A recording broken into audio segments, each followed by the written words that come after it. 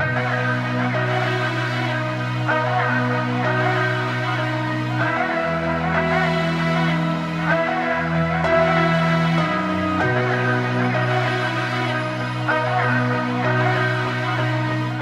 I'm Brady Arneson, and this is my Hawaii story.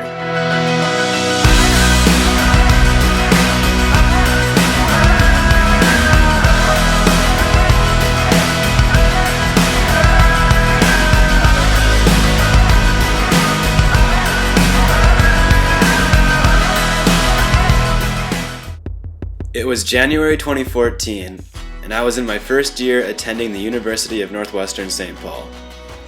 Just after Christmas break, my brother Kyle and a few friends of mine told me they plan on transferring to a different college together after they graduate from the Association Free Lutheran Bible School in May. They said they plan on attending college for a year in Hawaii. As soon as I heard Hawaii, I said, I'm coming with. When August 19th arrived, my brother and three friends, Jeremy Dahl, Marcus Goodfellow, and Zach Neufeld, began our journey into the unknown. We called ourselves the High Five. None of us had ever been to Hawaii before, and we had no plans for what we'd do once we got off the plane in Honolulu. We're going to Hawaii. We left for the island of Oahu with only a backpack each, wearing 7 layers of clothes. On our way to Honolulu, we stopped in LA for the day. While we were there, we got front row seats on The Price is Right and were on stage celebrating with the showcase winner. The next day we flew to Paradise with no plans and no worries. We are here in Honolulu. we have no idea where we're going or what we're doing right now. We got off the plane in Hawaii, and immediately Marcus received a phone call from a real estate agent asking us if we wanted to view an apartment this afternoon. We rode the bus to our apartment location for the viewing. The next day, we moved in. Our apartment complex was called Hale Wainani, a tiny 550 square foot apartment located in Waikiki, 2 blocks from the beach. And that's all that mattered.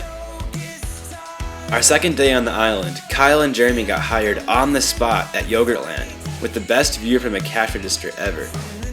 On Kyle's second day of work, he got a $2 promotion to shift manager. Marcus and Zach got hired as island tour and snorkel guides, having been on the island less than a week.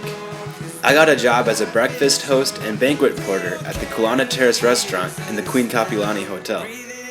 Kyle and I started online classes, and Jeremy and Marcus attended Kapiolani Community College, a mile away. Within a week, we were all settled in, living in paradise. We could definitely tell people were praying for us, because we had no idea what we were doing. Living in Hawaii that year changed my life. The culture of Hawaii is so different than the mainland. It's almost like living in a different country. There are so many different ethnicities, and the majority of people are Asian. In Hawaii, they call white people haoles, and we are definitely the minority. Aloha haoles from Honolulu, Hawaii. Aloha is real.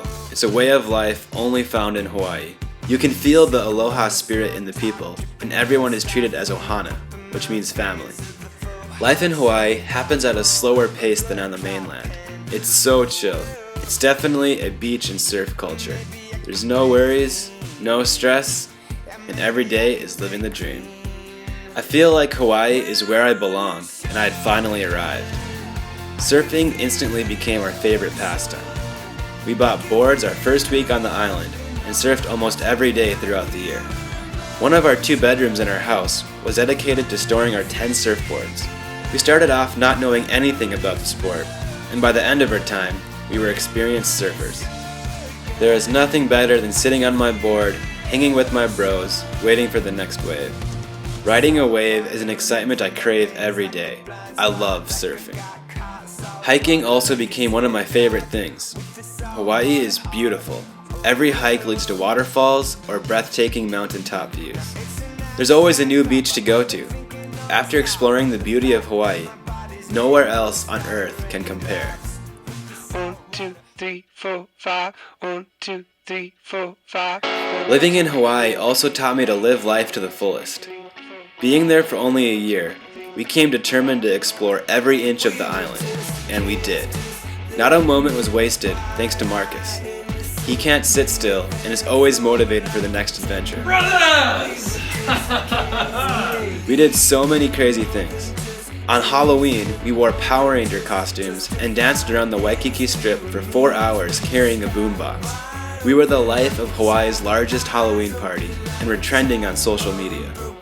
We surfed Hurricane Anna, charging over 10-foot swells. Jeremy's board broke in half after he got destroyed by a massive wave. We went skydiving at the most beautiful place to skydive in the world, Hawaii's North Shore. Free fall is such an amazing feeling. When I jumped out of the plane, I could see the whole entire island below me. My brother Kyle started the Marley Project, raising money by doing random things to fly his girlfriend Marley out to Hawaii in December. He proposed to her on North Shore at sunset with our help. Kyle then moved back to Minnesota to be closer to Marley until the wedding, and our friend Steven Peterson, known as Petey, flew out to replace him. We went mountain biking down an abandoned highway in the mountains. It was pouring rain, and my Walmart bike had no brakes. I only wiped out once. We went shark cage diving on North Shore. Jeremy, Zach, and I slept on a 6-foot by 2-foot metal storage shelf for 4 months. We visited all 35 ABC stores in Waikiki in 3 hours. We also took trips to the Big Island and Maui. On Big Island, we backpacked and camped Waipio Valley.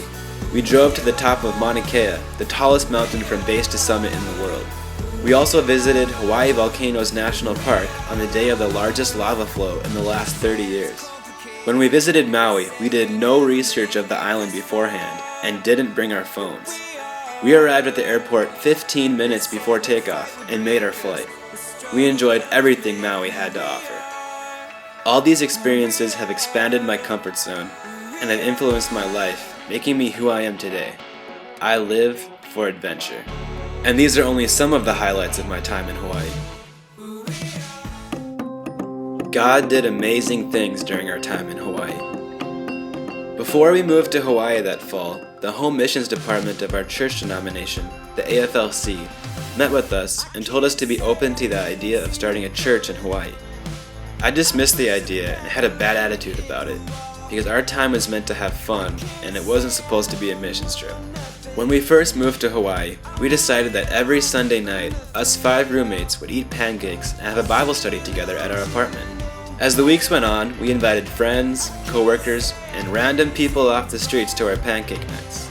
Soon enough, we had 10 to 15 people meeting every Sunday night, and we accidentally started the beginnings of a church.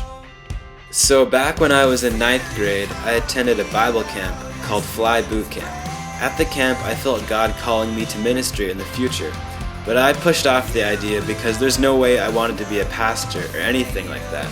But when I came to the realization that this pancake night had become a ministry, I knew this was what God has been calling me to all along. My will had aligned with His, and it was awesome. We also met 2 guys who became our best friends, and we had the privilege to lead them to Christ. Kyle and Jeremy met their coworker Sebastian at Yogurtland. Seabass is a cool, super chill bro. He was searching for answers about life, and Kyle had many good talks with him at work. One day at work, Kyle prayed with Seabass to accept Christ as his personal savior. Seabass never missed a pancake night and went on many adventures with us as well. We met Ryan one day at Holly Wainani after he threw a surfboard in the dumpster. He lived on the 2nd floor, and we invited him down to our apartment to hang out. He came to hang out more and more, and soon enough he became one of our best friends. Ryan heard about the Bible school we all attended and that we were moving back to Minnesota in a few months, and he decided he wanted to come back with us. He was actually so excited that he moved to Minnesota before us and lived with Kyle until we came back. After I moved back to Minnesota, Ryan lived with my family and I for the summer, and he accepted Christ as his personal savior. In the fall, he started attending the Bible school and is loving life on the mainland. Living in Hawaii that year has impacted my future. I love Hawaii so much, I plan on moving back along with others, but this time with a mission to start an AFLC church and follow God's calling for my life. I also met my girlfriend Jade in Hawaii, and she is an amazing blessing from God. I've learned that anything is possible and dreams do come true.